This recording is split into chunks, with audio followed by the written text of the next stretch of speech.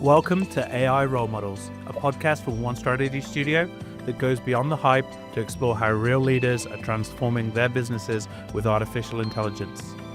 In each episode, I'll sit down with pioneers from the world's leading brands who are reimagining marketing, insights, and innovation with AI. But we're not here to talk about theoretical possibilities. These are candid conversations about the real challenges, unexpected victories, and practical lessons learned from implementing AI in organizations. Here's today's episode. Good morning, everybody. It is another episode of AI Heroes. I'm delighted to be here. Kyle Papanikolas from McDonald's. Kyle, so good to have you on the show. Maybe just spend a few minutes introducing yourself and telling the audience a little bit more about your role at McDonald's, heading up kind of US strategic insights and what that's focused on. Yeah. So firstly, happy St. Patrick's Day. Indeed. I noticed I'm gonna have to call you out here. I've got my St. Patrick's Day green on. I see that you don't. So I'm gonna give you a little pinch through this thing. No, thank you for having me. So yes, Kyle Papanikolas, very good job at getting my last name. I head up consumer insights at McDonald's. I've been within the insights field for about 20 years now. So started out first supplier side, worked my way over to the client side. Was at Anheuser-Busch for a while, and then I've been at McDonald's for about 11 years. And so I head up our consumer insights team. So thinking about kind of that, you've been there 11 years, 20 years in insights. I guess when you... Yeah, a long time, right? You've seen a few things. Obviously, the transition we've seen, particularly over the last couple of years, has been nothing short of remarkable. But you started at a time where a lot of the work that we did in this industry was incredibly manual. So I guess kind of what's your current relationship with AI? Are you skeptic, evangelist, somewhere in between? What's your perspective? Yeah, so like if I think back to when I started in the industry, I think it was right around when they created the wheel. But no. I remember like when I started supplier side, a lot of the work that we did was very, very manual. And I remember like part of my job was to check code and check the survey and like create tables and PowerPoints. And honestly, like for years and years and years, that's how the industry was. And I've noticed that a lot has changed within the past few years, and there's been a lot of advancements like you talked about with AI. I think where I sit now is I call myself a healthy skeptic, meaning like I totally believe in the vision of AI. I believe in the potential of AI. I think within our field, it's really, really important that we have a certain degree of skepticism. Yep. And so for me, the way that I've been thinking about it is there's some things that are very, very low risk, which, hey, we can move forward, test that, see the benefits, the efficiencies that come out of it. There is some stuff, though, that is higher risk. And in those, you have to be really, really skeptical and actually test and learn. And I think we're going to probably talk about this a little bit later on. But we have found some of those higher risk things.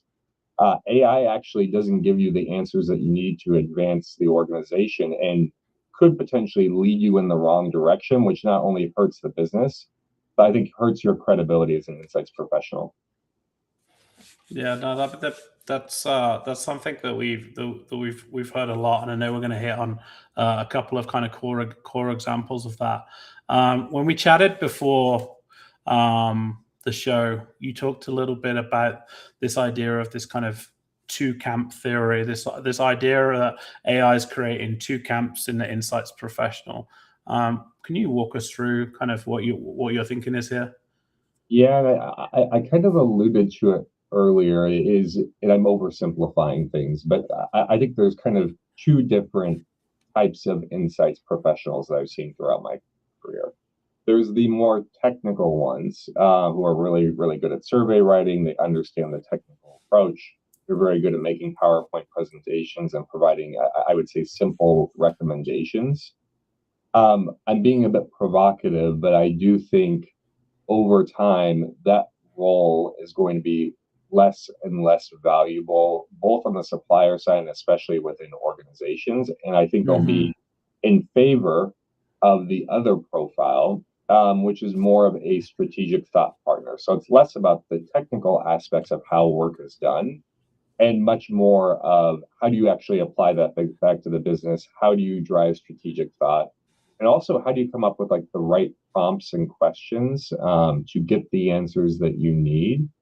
And I think it's going to have a lot more emphasis on soft skills, for example, higher level thinking. I think that's going to be what advances and thrives within insights. And honestly, I wouldn't be surprised if we start to see a merging happening within the world where strategy and insights start to come together. Hmm. Because I do think that insights is going to go more into the strategic angle in terms of the profile and less of the technical aspects of doing surveys. Yeah, for sure. I mean, obviously, with One Strategy Studio, that's a lot of where we've been thinking about kind of that mix of human capital and expertise to provide strategic, insights-backed ideas and innovation. So, where do you see this heading and playing out over the next few years? I mean, obviously, there's impacts on the client side, there's impact on the agency, but if you were, coaching maybe someone in their career that's working on the client side, Yeah. where should they be focusing?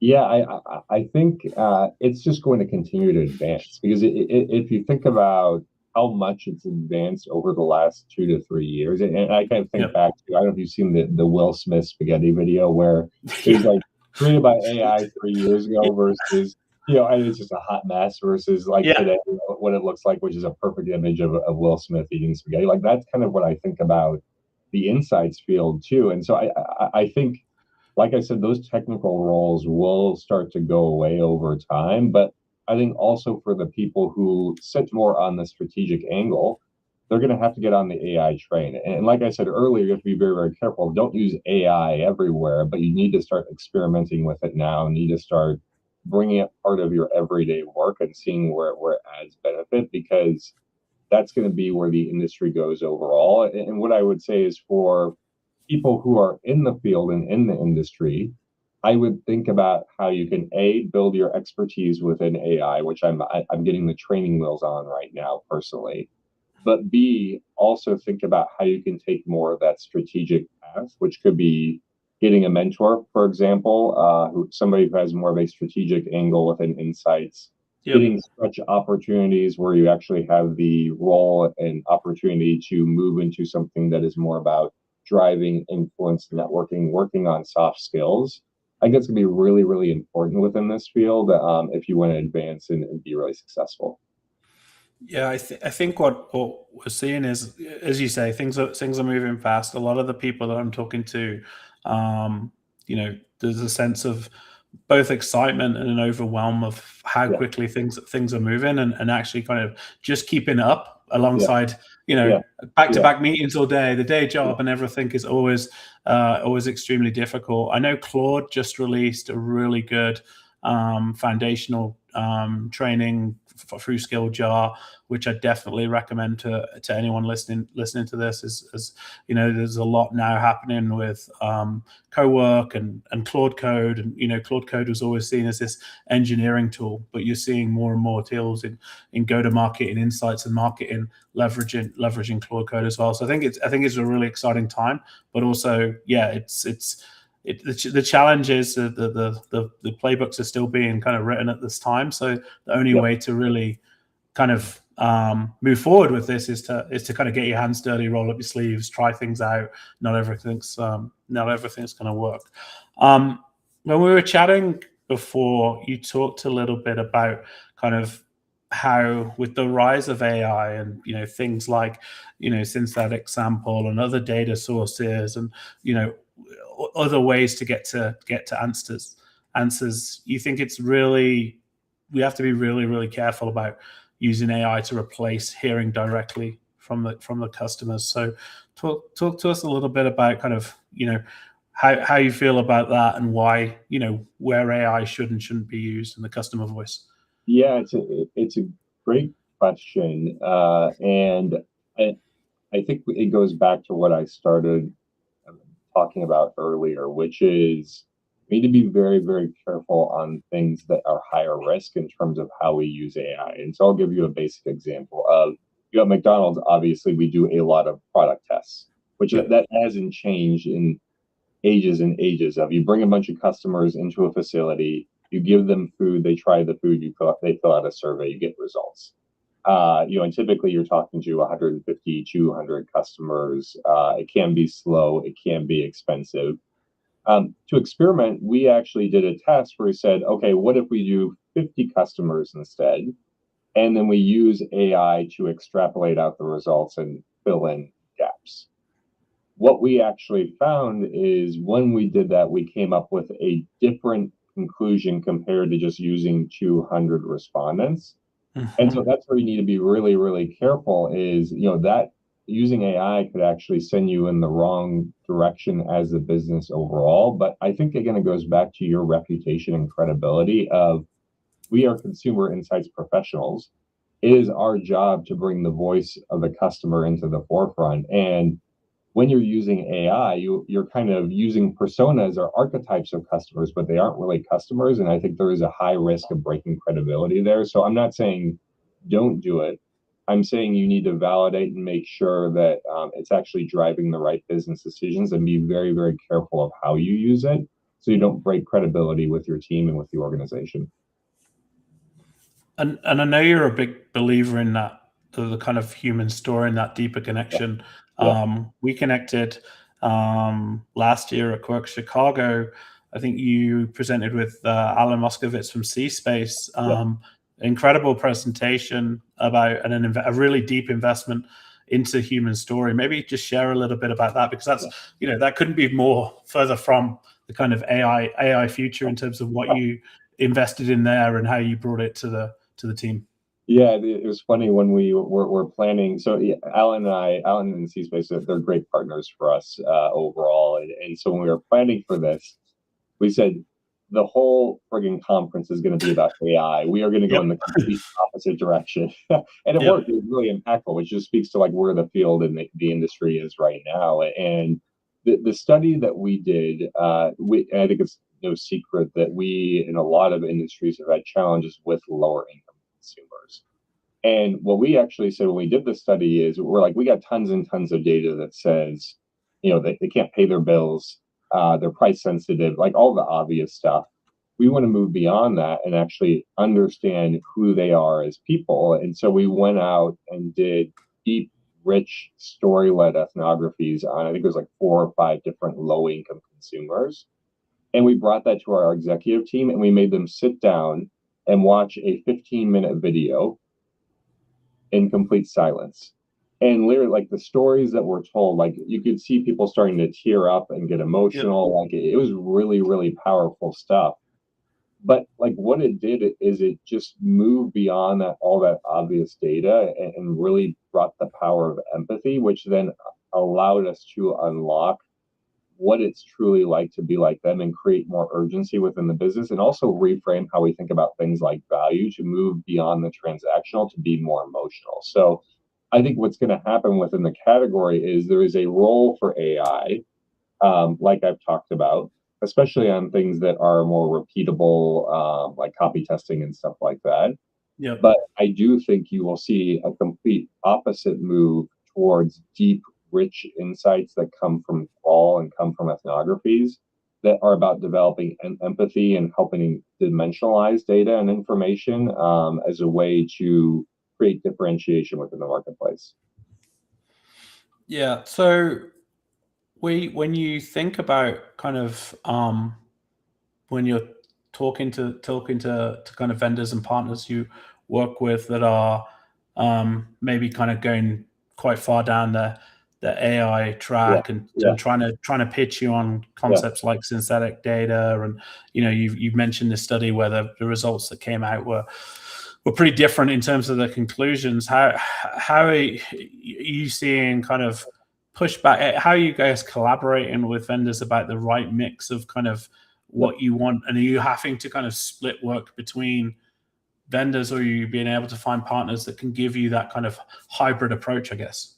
Yeah. We, no, I think it's a good question of like, so every vendor and partner is coming with some sort of angle on AI, whether Hmm. that's about interpreting results or about replacing respondents with synthetic data. So like it's out there and it's everywhere. I haven't seen pushback necessarily of like, oh, you need to go into AI. That's the future. I think the conversations that we have is we are open-minded and curious, and we come to the table like understanding, okay, what is it that you're offering? What's the benefit of this first and foremost? Yep. And then if we think there's a there, then we can talk about how do we actually test it out, both from like, does it actually truly add value? But then does it actually drive business decisions, especially if you're talking about, replacing respondents or doing something that is about extrapolating data? That becomes the next step. So, the vast majority of our work right now is, I guess you could say, the old school way of doing research, which is more traditional formats. What we are doing, though, is leveraging AI, both with our partners and internally, as how do we speed up the process on interpreting those results, putting them into PowerPoint, pressure testing some of the answers that we come up with on the back end. So we're a bit, I would say, not behind, but still in the experimental phase of when it comes to design using AI, but we are leaning more and more to how can you use AI to speed up the more manual process that comes on the back end so you can focus more on thought leadership. Makes a lot of sense. One of the examples you gave of a kind of strategic partnership where you've leveraged AI was with some macro trend forecasting. Yeah. And you talked about it was important that AI actually delivered that strategic value. Maybe walk us a little bit through that project, the challenge. I believe it was actually like a few years ago as well, right? So this was like definitely an early AI project. Yeah, and it was probably 4 or 5 years ago, I want to say. Very early on, it was a startup company, and they sold us on the idea of using AI as a way to dimensionalize and identify macro trends. And we had tried trends like a billion different ways. And I think what really stood out to us when we decided to partner with them is they had the ability to use AI, which allows you to not only identify trends, but actually size trends from different angles. So you can start to understand the push and pull that happens within society. And also, with a big company like us, we get hit from a lot of different angles. It's not just our customers. We have to think about the government. We have to think about the industry overall. And so they actually had a really, really nice framing where they would use Google search, for example, to say, okay, what's the consumer pull of a trend? Then they would use industry publications to say, okay, how much is that trend actually advancing within the industry? And then use legislative lobbying and papers and sizing that to understand the external societal pressures.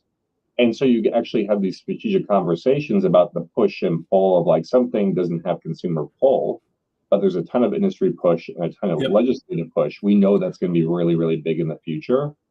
Because that's going to influence consumers over the long term. So that's just an example of it, of where AI didn't give us the answer. What it did was there's a great way of collecting data and providing multiple different views and integrating those, which then allowed us to have really strategic conversations that we would not have had before.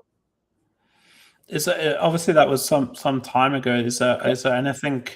So was really at the start of this. I guess is there anything that you think looking now would be possible now that wasn't possible back then, or kind of was there anything that kind of surprised you at the time as to AI's ability? I mean, fantastic to be able to kind of, as you say, rather than having to look at things in isolation, be able to pull those three lenses together and kind of get alignment across there.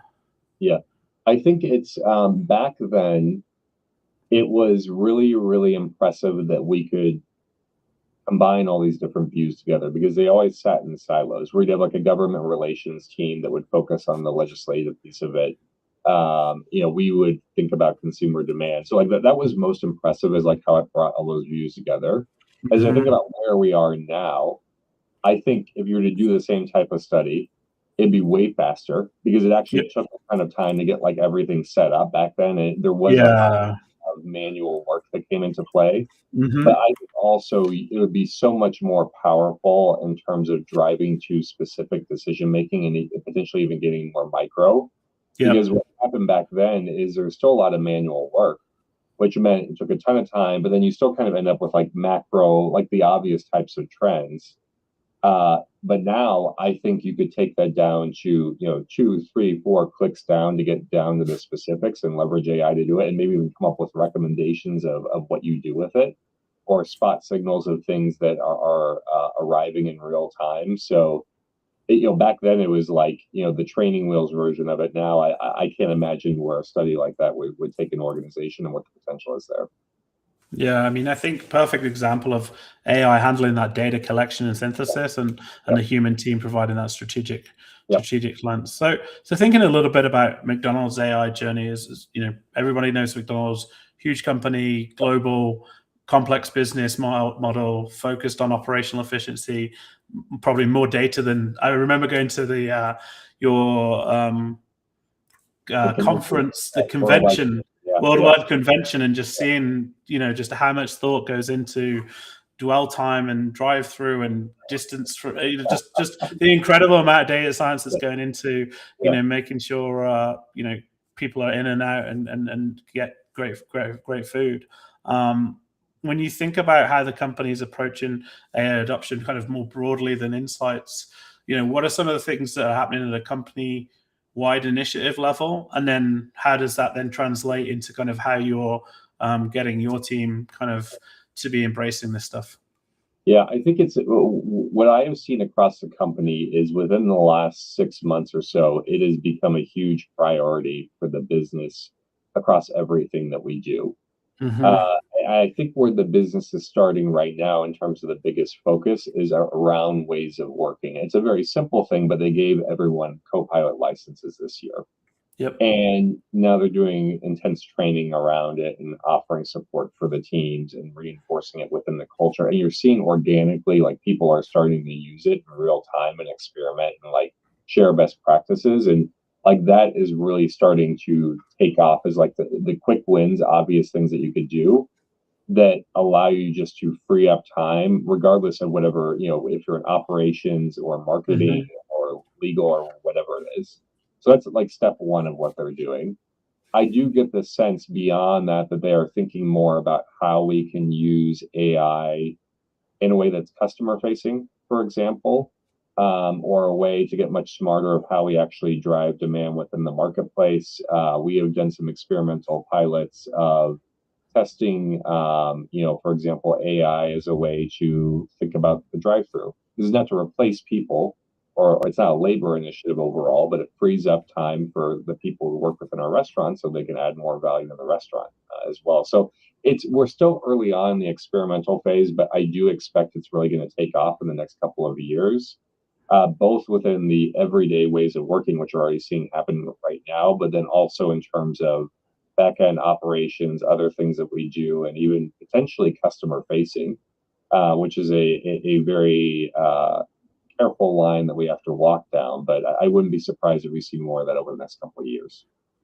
For sure. And with your team, I mean, you talking about previously how you're sharing a lot of your own AI experiments and prompts with the team, and there's really this kind of sense of, well, if our leader's doing it, if etc., I should be looking into it, because I think that when it first came out, a lot of people were nervous. There was certainly within big corporations there were a lot of guardrails around what can I do with certain pieces of data, what can I use. But I think kind of it's really good, I think, when leaders are seen to be embracing it, and kind of is there anything you've seen within the team that has kind of, other than kind of leading by example, that's really kind of helped empower that usage?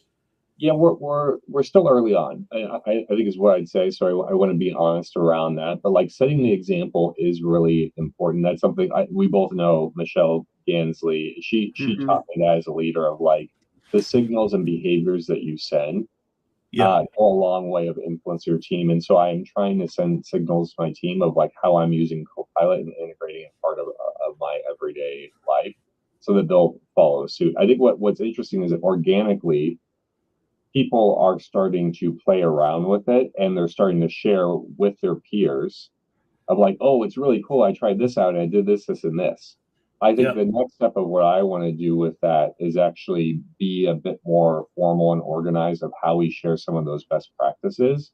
Yeah. I'm going to keep the organic conversations, but what I'm actually thinking is in some of my team meetings is start to force conversations of like what are things that we've actually learned through Copilot. Do more training with and upskilling with the team overall to formalize it. So I'm really excited that there's natural pull coming from the team. But I do think there's a way that we can be a bit more coordinated around it, just so we're reinforcing more and more of those behaviors and cross-pollinating great use cases across the team. So it sounds like most of the team are fairly enthusiastic about this. Yeah. Have you had to deal with any kind of team members or colleagues that have had more resistance to it, and how do you think about that? Not outright resistance. It is the resistance of inertia, meaning like you're so used to doing something one way, breaking that behavior is very, very hard. Yeah. And so it's less of like a subconscious deep down type of influence or rejection that's happening. And I think that just comes with repetition and like really pushing the team on that. Or just a basic example is I had somebody on my team who sent me something. It was just like a one slide. And I said, all the content is great. Usually I would say, hey, can you simplify that? Because it's going to go in a presentation that we want to keep it really simple. I actually thought about it and I said, hey, why don't you put that in a Copilot Yep. and see how it can simplify it for you? And I'm assuming she did that because she came up with a new recommendation that was much more simplified and presentation friendly. So it's those little nudges and prompts of she could have spent an hour, hour and a half trying to simplify and synthesize everything and laboring Yep. over every word. Or she just put it into Copilot, maybe, I hope at least, and 30 seconds later got a simplified side. So it's those small reinforcement nudges are Yep. going to help shift the behaviors of the inertia that we have today of spending years and years doing something manual when you can have Copilot do it for you.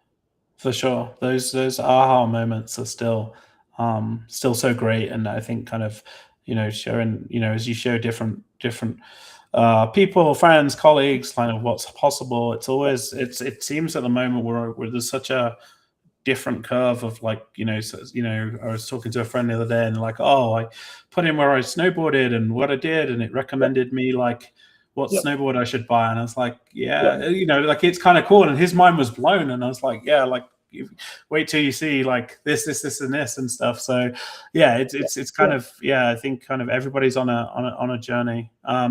Obviously for a big company, one of the challenges that you have is kind of so much data, but a lot of that kind of current architecture is in older systems, and kind of things take a lot more time to roll out. What's the kind of current reality of what you're seeing? You talked about a lot of experimentation. You're starting to see outputs, but yeah, what else are you kind of seeing in terms of implementation? Yeah, the hard part with large organizations like ours that sit on older systems is, it's funny, like you mentioned earlier, like people say, wow, you must have so much data on your customers. And we've come a long way from where we were, but all that transactional data, we don't know who the customer is unless they're on the app. Yeah, And even then, we don't know who they are specifically, yeah, but we don't know, most of the transactions we have, we don't know who the person is. We don't know who's in their party overall.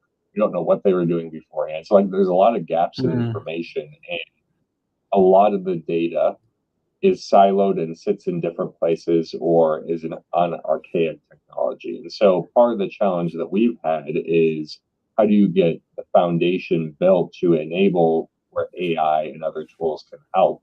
There are some areas like with our customer data where it's a lot easier because the infrastructure is newer and because we built it in a way that um, enables AI, but then you have a lot of our more archaic systems where it's very, very difficult, especially as you think across multiple countries, where like even small coding examples where things are different across the world makes it very complicated to bring everything together and drive impact. So I think that's the big part is fixing the foundation first, which then will allow us to enable and unlock the potential when you think about all that sales data. Yeah, fantastic. I want to switch gears a little bit, and we touched on this a little bit earlier, but I want to kind of dive into a little bit of like that advice for, early careers professionals, people who are Yeah, navigating the insights industry, getting started. You've got a lot of what we've talked about around AI has been, a lot of the traditional entry level work and, product testing, survey operations, those types of things can be now automated. You talked about the importance of kind of mentorship on the strategic side of things, but yeah, I mean, kind of imagine I'm, early in my career. What's your recommendations to me to kind of to be successful over the next kind of 5 to 10 years with where everything's going? yeah. I think it's in very simple terms, it's to find ways that you can sit more within that second camp that I talked about earlier, which is more of the partner and thought leader. And so part of that, a lot of insights people are more introverted. I am introverted, and like I really embrace that, and I like to support introverts. But you got to find ways to build some of your soft skills and find ways that you can still be true to who you Yep. are, to drive influence and drive impact. I think is one. So like getting out there and doing things like, for example, like this is a great way to start to build that muscle and build more confidence in yourself.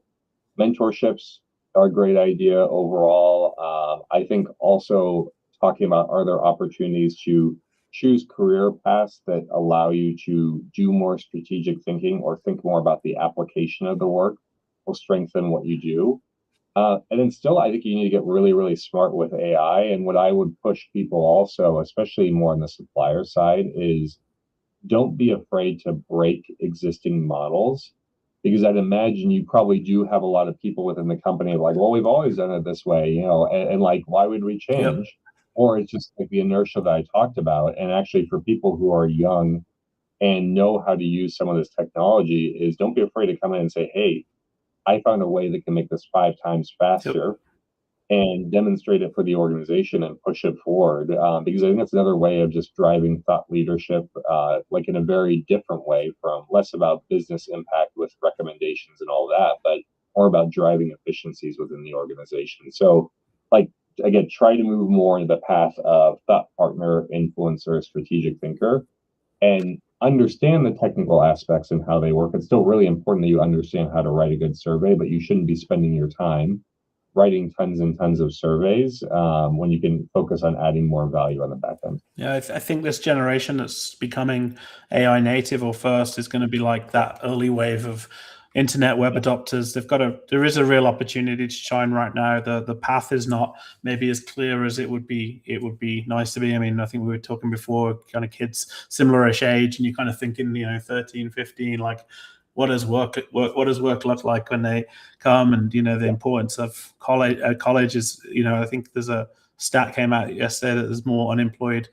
college grads than non-college grads at this time for the first time ever, and things yeah, like that. So yeah, I think it is a huge opportunity, but you kind of have to embrace it, and you have to be very, I guess, self-driven in terms of there's so many great resources out there, and whether it's YouTube videos, podcasts, examples, GitHub libraries, whatever it might be, but just pick some of these tools up and play around yeah. and solve challenges.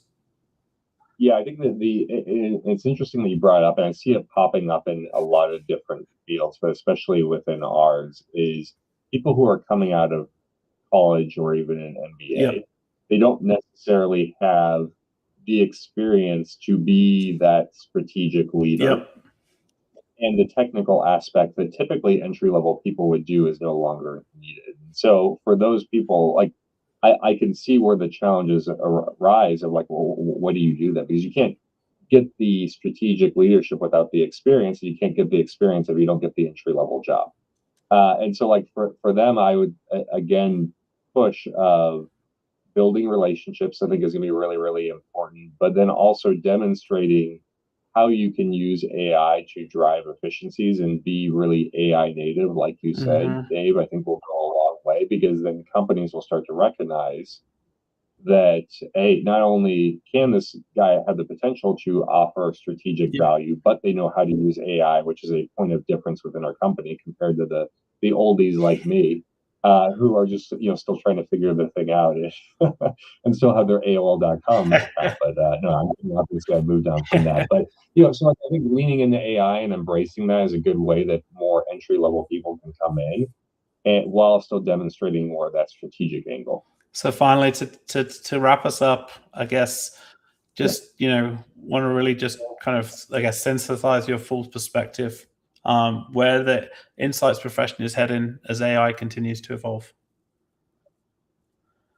Yeah, I think to summarize it is, man, it's here. I think is what I'd say, and it'll continue to advance. Be very careful about testing and learning. Don't embrace AI everywhere, and be very thoughtful, especially on things that are higher risk. And then third, like I said, sit more in the second camp, which is more about strategic thought partner, less on the technical aspects of how we do the work. Fantastic. So super great discussion. Really kind of, I guess, philosophical to think about kind of where you think this is heading, this kind of this two-tier structure, that transformation from technical execution to strategic partnership. And I think, AI is an enabler, but it isn't a replacement for that deeper human connection. And where we see this move over the next 3 to 5 years is going to be super exciting. If anyone wants to connect with Kyle, he's on LinkedIn. Just drop him a connection. Kyle, thanks again for being a guest on the show. Super interesting to get your perspective and hear what an organization at the scale of McDonald's is doing in the space as well. Well, thank you so much, Dave. Really appreciate it. And this is the fun stuff. So it was a pleasure. Awesome. Thanks, Kyle. Thank you. Thanks for tuning in to AI Role Models. Follow now wherever you get your podcasts to be notified of new episodes. Connect with One Strategy on LinkedIn to join us for live recordings. Don't forget to leave a review, and we can't wait to see you again soon for our next episode.